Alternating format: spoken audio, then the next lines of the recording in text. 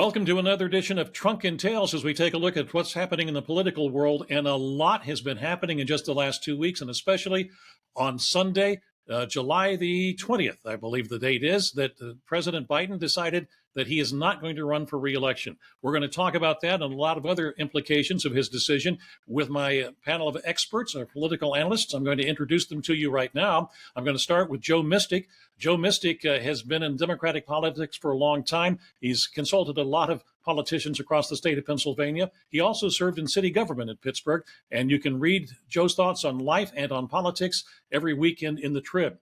Also joining us is Keith Schmidt. Keith is a Republican, and Keith was the director for former Senator Rick Santorum for the state of Pennsylvania.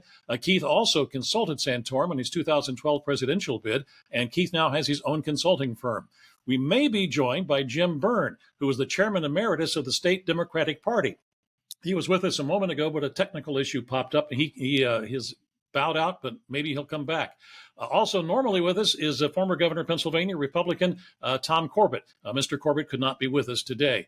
Next time we do it, he'll join us because this is really a special edition of Trunk and Tales. All right, I set the table up here. Joe, I'll start with you because you're the Democrat.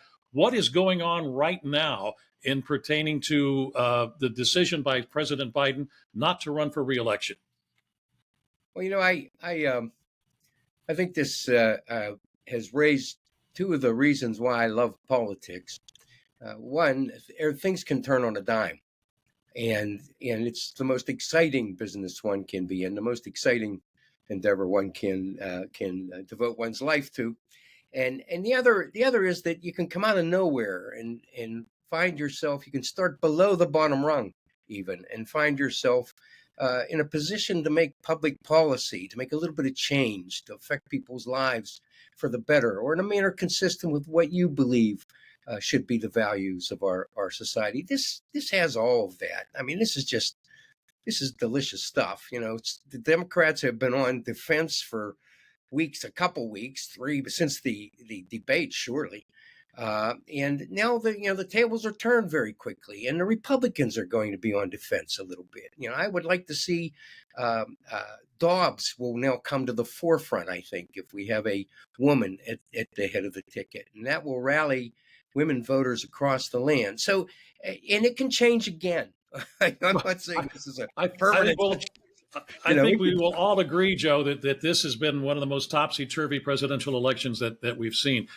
Right. You can go back to 1968, but I think this absolutely tops 1968. Well, it's wonderfully wild, and it makes this whole democratic republic of ours an exciting process, an exciting place and time to be involved in. Keith, you were shaking your head yes, that you think that this now, as Joe said, puts the Republicans back on the defensive. You noticed my head shaking at the wrong time. That was not for that comment. It must be but I was definitely shaking my head, and most of what he said I agreed with. That part I'm not so much. For the sake of our listeners, it's the 21st of July. I'm sorry. Yeah. I'm a calendar guy, so I wanted to make sure they know it's Sunday the 21st. Jim, help me. He's starting to talk. I usually need backup. When Keith starts to talk, Keith is the E.F. Hutton of this podcast. When Keith starts to talk, everybody listens. And I just lost $10. I said, there's no way you're going to find your way back on. Everybody listens because nobody else can get a word in. Well, he's already corrected me. I had the wrong date. I said this was Sunday, July the 20th. It's Sunday, July the 21st. So that's we're off to a roaring start there already. I'm sorry for the technical difficulties I've been having here. I am a Commodore 64 man in an iPhone world. My goodness. That's something. Anyway, just to fill you in, Jim, Joe thinks this is one of the most delicious times in politics because of so much going on and how the tables, in Joe's belief, have now turned from the Democrats being on the defensive to the Republicans being on the defensive. And Keith was just starting to comment on that when you joined us. Go ahead, Keith. Well, I guess I'll just chat about kind of where we are and where Americans are watching this unfold before their very eyes. They're wondering if it's an historic time. And if you are wondering, it's an historic time. I mean, we often go back to 68. That was probably the last time a sitting president was eligible to run again and chose early in the process, in the primary process, to ask him his name to be removed, and that famous, if elected, I will not, serve, if nominated, I will not run. If elected, I will not serve, or something to that degree. But that was much different. I mean, that was the earliest caucus, or at that time, it wasn't even a caucus. I think New Hampshire put him on the ballot without him. Put him on the ballot without his authorization. Basically said, "I'm not putting myself on the ballot," and I stepped aside. We are now, obviously, a few weeks away from a major party convention where the delegates are pledged, where no other candidate, based on the belief of the hierarchy of the Democratic Party, should seek this nomination, that they were convinced it was going to be to reelect the president. I would suggest largely because of poll numbers as they were at the time. And now they find themselves, the American people, not even be able to take a look at other possible candidates through a natural election process or a primary process, because they did what people should do if you're holding the White House. You clear the field. But if you're going to clear the field, make sure you have somebody that can finish. I mean, they cleared the field, I would suggest, knowing that there were issues. And I'm allowed to say that. People say, well, I don't know. I said it a year and a half ago. I said it over a year and a half ago on radio, TV, any where 2 or 3 people were gathered. I said, this guy is not standing for re-election. The party will move in a different direction. I did not think it would be several weeks before the convention. So we're kind of in a quandary. We've never been here. So Joe's kind of right. It can change again. We don't know how people are going to react. Are people going to feel like there is a sense of you can't come at the last minute and without any vetting? Are there going to be angry Democrats? Some. Obviously, there's one thing for certain, is that the outcome based on the last, since the debate till today, was certain that the former president would unseat the sitting president. And I think the powers to be saw the tea leaves, and some very powerful people.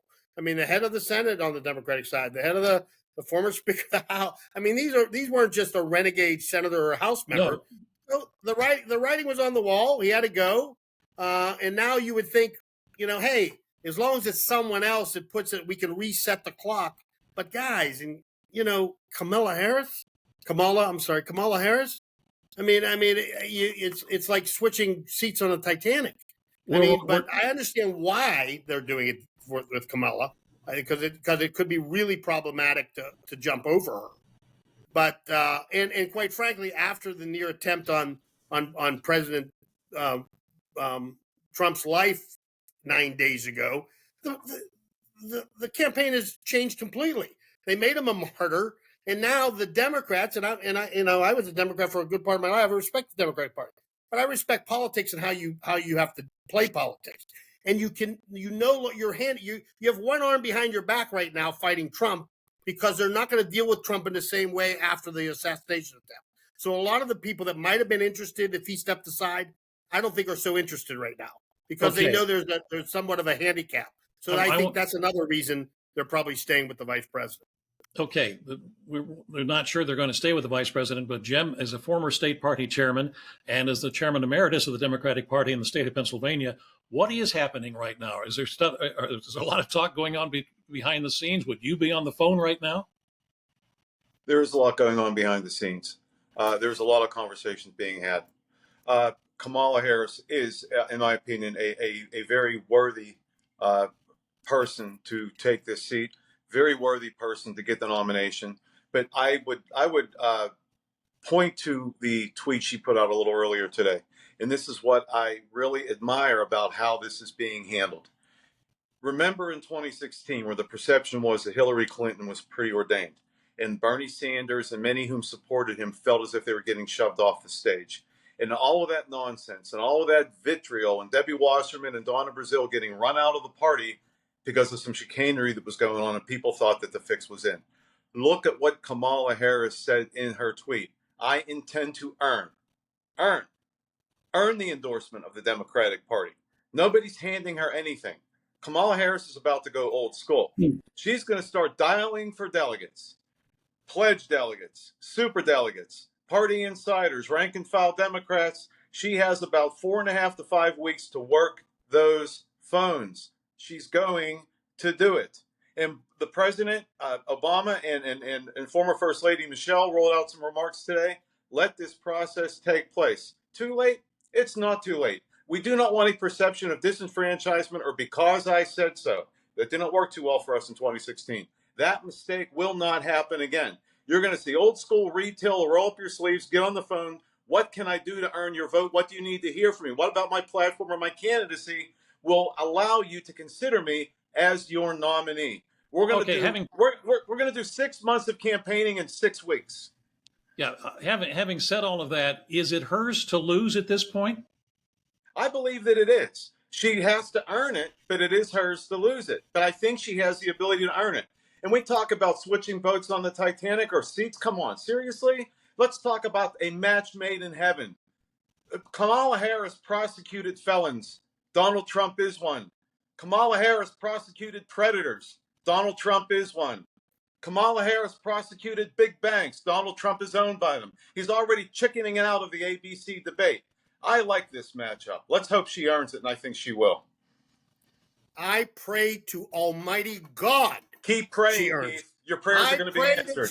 I hope everything you said comes true. Oh, it's going Please, to. please give us Kamala Harris. Do it. Oh my God, you're trying to get her. I'm going to play this. God. I'm going to play this for the next 4 years, and you can't shout me. You can't out-shout me. I am a trial lawyer. I am going to keep talking over you because you know what? If that's what you want, I'm going to put icing on it. All right, it's coming. Good. Thank you. Here it comes. All right, Joe, give us your thoughts on that. It's hard to get in. That was pretty entertaining. I mean, it's hard to get into. Oh, Lord of mercy. He shall have mercy on the GOP when you run that vermin off the stage. Here's Trump's problem. It's Trump. That's his problem. He will not be able to resist attacking Kamala Harris in a way that inures to her benefit and serves his detriment. He won't be able to resist this. He's going to show us the ugliness of the underbelly, the ugliness of part of our political body. And he won't be able to help himself. No, and so he's going to turn over a new leaf. He's going to show us a side of America that most Americans don't want anymore. And he won't be able to help himself. He can't stop. No, Joe. He said he's turning over a new leaf. It's going to be peace and unity now. It's peace and unity. Read the venom he's been spitting since the convention. It's peace and unity now. Stacey, I've never seen it more eloquently. Two Democrats put lipstick on a pig like they're doing right now. We'll quit talking about Trump. Will never be used better than today. We'll quit they're putting lipstick on a pig. We will quit they're saying that it's something else. Who was the object of sexism and ageism? Oh my God! She ran. Bring her. The more send her money. I said, send money. The more she send her a check. The worse. Donald Trump wrote her a $5,000 check. I have it. Okay, good. Write another one, Donald. Yeah. All right. So, Keith, is at this point, is Harris the person you think the Republicans would love to run against? I'm not even going to answer that question, of course. I mean, we want to run somebody who's polling lower in the Democratic Party than the sitting president. Yes. We have a game plan. Somebody who's in charge of the border when it's the number one issue the last 6 months. Yes, that's who we want. Someone who has been the lowest polling vice president since polling began. Yes, that's who we want. It's going to be Dobbs. Bring her. All right, Joseph, you're saying that going to be Dobbs with her at the head of the ticket, and he's going to be what? I like this format. Dobbs. I love this format. Okay. Good luck. Good luck, guys. Wish you well. I love this format. This is great. I mean, it doesn't get any better than this. I mean, we actually all agree. We all want Kamala Harris. So I think we're making headway. That we like this format for different reasons, but we all want her to make it. Let's get off the format for a second and talk about this. Josh Shapiro has now endorsed Kamala Harris to be the next Democratic nominee for president. Lloyd Doggett, who was the first congressman to come out and tell Biden that he should drop out of the race, says, I'm not endorsing anyone yet. I want it to be a fair and free, open convention to make that decision. Basically what you're saying, what Harris is saying and the Obamas are saying. So given that, and let's say that Jim and Joe are right, that she is the Democrats' presidential nominee. What is the dream ticket then at that point? Who should she be putting in as her vice president? Josh Shapiro. No question. This Why? race will come down to Pennsylvania, Wisconsin, and Michigan. That's Yes. not going to change. That's the way it was before. All right, so Yes. why not put? So why not? The last poll had Trump beating Biden in Michigan. This was by on Saturday by seven percentage points. So why wouldn't you put Whitmer in at that point?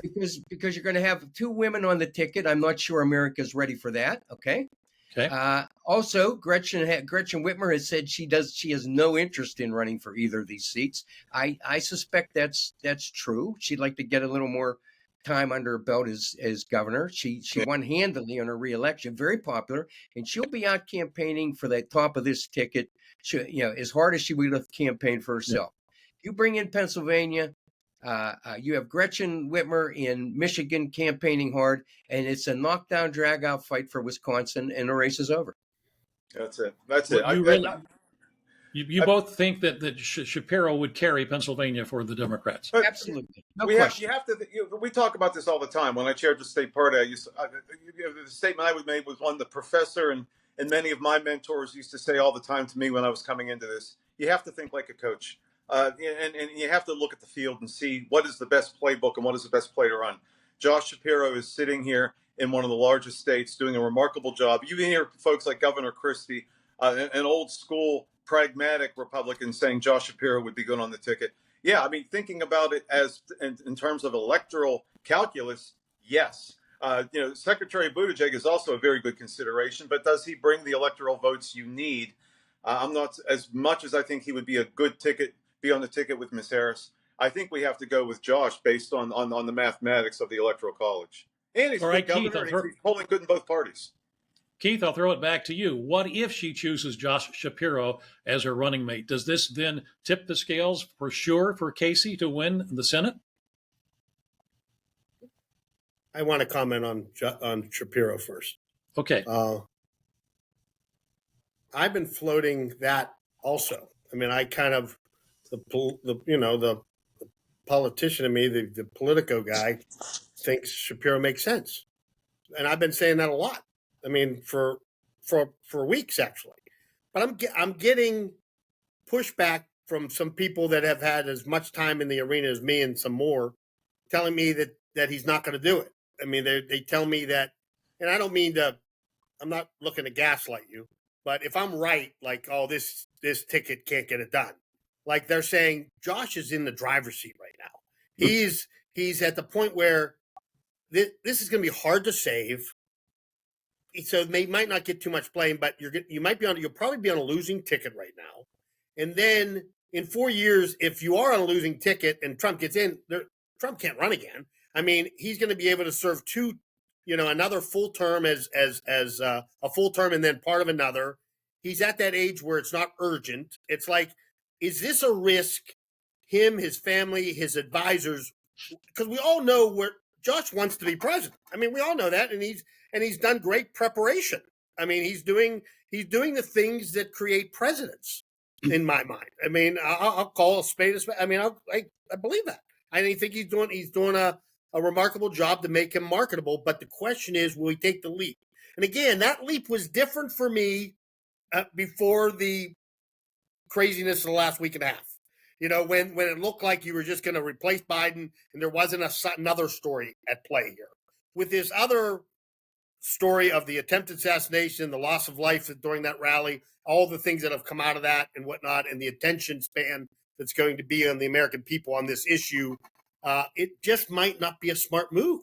And I'm having a hard time debating these people who are telling me this. And they're actually almost convinced me that that's and the last thing they said, with the temperature of the Jewish in the world right now because of the raging conflict in the Middle East, it's a tough time to be a prominent Jewish politician that forces you to get into that where you won't be getting into that in 4 years. I would assume we're going to find some resolution to the Middle East, or I shouldn't say to the Middle East, to this particular conflict in the next 4 years, and he won't have that to deal with either.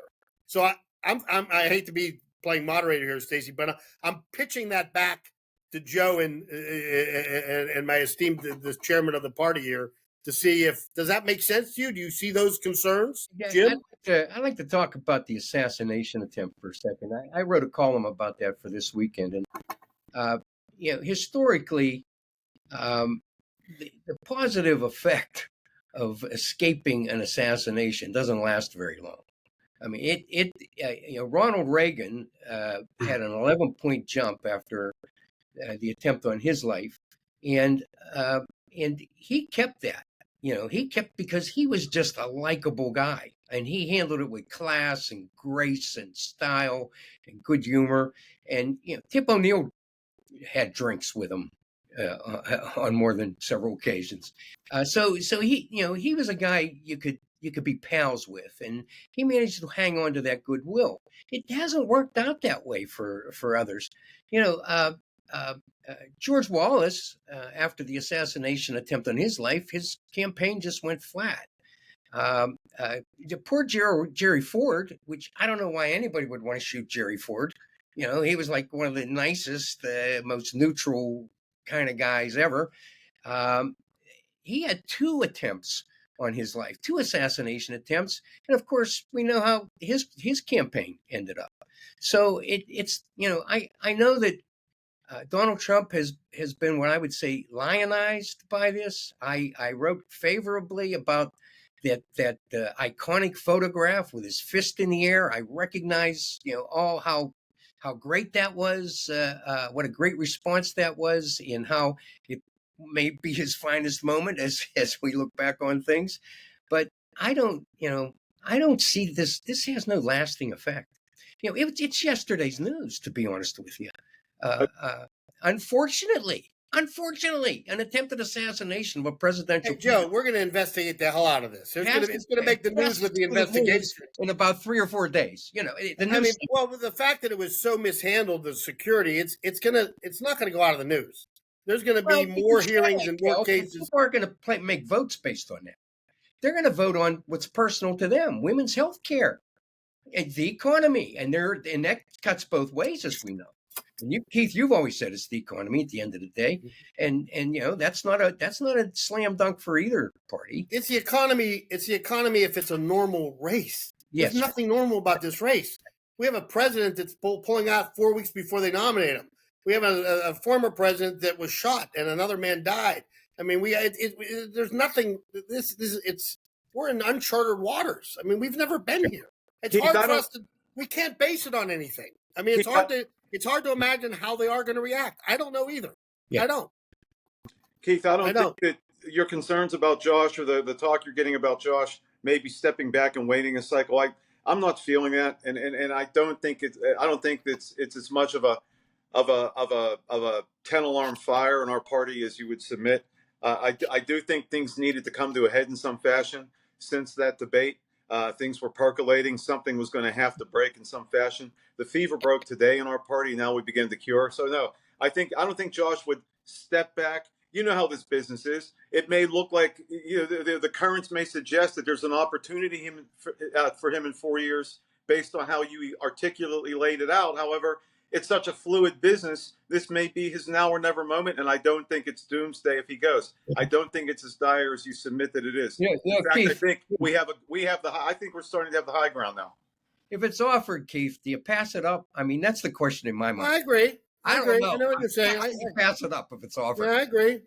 I agree. That's a tough one. Tough decision. Yeah, because if you pass it up and it gets out that you passed it up, it's like saying I don't think that she can win if it is Harris as the nominee, and that's tough one. And that doesn't set probably well for you in 4 years from now with the party. Look, even Josh Shapiro didn't want to do it. He knows how much trouble they have. I mean, exactly. Yeah, exactly. Now, let me ask this question. I don't know. I wouldn't know what to tell him exactly. I tell you. Yeah. Go for it. Let me ask you guys this question. Obviously, the Republicans are going to tie Kamala Harris, if she is the Democratic nominee, to President Biden, and talk about all the faults they see of the Biden administration, and they're going to make it the Biden-Harris administration and her work on the border and that sort of thing. Is she going to bring something really different to the table that will turn moderate Republicans and independents in toward the Democratic Party. Moderate Republicans and independents are not fans of Donald Trump to begin with. They want Correct. stability. They want sanity. They want a steady message and a steady voice. And many of the demographic that you mentioned, Stacey, who may have been on the fence, they weren't for Trump. Well, what does that tell you? They're not for the moderate Republicans And and they weren't for independents. Biden either. But they weren't for Biden either. Exactly, they weren't. Why weren't they for him? Maybe some of it had to do with what I thought was a much needed improvement in the comms team out of the White House to talk about the things he did. I'm not going to rattle off the talking points. We'll do that some other time, but they're there. They're real. They're historic. They're historically successful. She brings what I think addresses a concern they had. Mr. Biden's age. That's no longer there. The rallying cry of the GOP and the rallying cry or the concern of those who had not committed but did not want Trump has now been adequately addressed with a competent, qualified candidate. So I do think the problem is she's not. You have to give me this one. She's not considered the greatest vice president in our lifetime. She's not. I don't question her education. I know her education. She has all kinds of sheepskin, and she's on paper a smart woman. But she seems to have a hard time connecting. She doesn't seem to be completely competent in her job. Like, she's not exactly a powerhouse. Nobody thinks that, oh, the president is ailing, so there's definitely she's running the country, or she's at all these meetings. So there's not a general, just an embracing by the American people that this is a very effective leader. This is somebody who can communicate a cause. I understand you have a lot of issues you throw out there that make sense to me. But can she be the vessel to get it done? Are people going to have confidence that she could get it done? Keith, back to what she said earlier today or posted, I intend to earn. So it's going to be on her. The Chinese symbol for crisis, I think, is two English words: danger and opportunity. There's a danger here in our party and a danger in the country if Mr. Trump gets reelected. I don't know that we will have an America as we know it. The danger presents an opportunity for Ms. Harris to address the things that you've just articulated and some concerns that people do have out there. So now is her chance to step up and show what she's got. And I think she's going to impress many people who have concerns. Joe, you want to wrap it up for us? Well, she's capable. She's competent. You know, she was a fine attorney general in a state bigger than many countries. The top law enforcement official. She did a good job as a consumer advocate. She fought violent crime and gangs in California. But in addition to being capable and competent, her biggest qualification may be that she's not Trump. And when people are looking to vote for somebody who don't want to vote for Trump, they're looking to vote for somebody. She's an acceptable alternative. And she may get better through the course of the campaign. And Joe just gave many praiseworthy attributes to the vice president, and nothing about her being vice president. He didn't quote one thing did he say about anything during the 4 years she was vice president. He didn't throw her. What are you going to do? I know the attorney general. What did she do as vice president? Other than Dick Cheney and Joe Biden, you can't be a competent vice president. That's it. Harry Truman got it right. Gentlemen, thank you so much for joining us on this special edition of Trunk and Tales. A big thank you to Joe and to Jim and to Keith for great being with my pals. I'll tell you that. Giving us time on their Sunday evenings, and I'm going to let you guys get going. But to our viewers as well and to our listeners, thank you for joining us, and we hope that you join us again for the next edition of Trunk and Tales. Thanks. See you guys. Bye-bye. My friend, always a pleasure to be with all of you.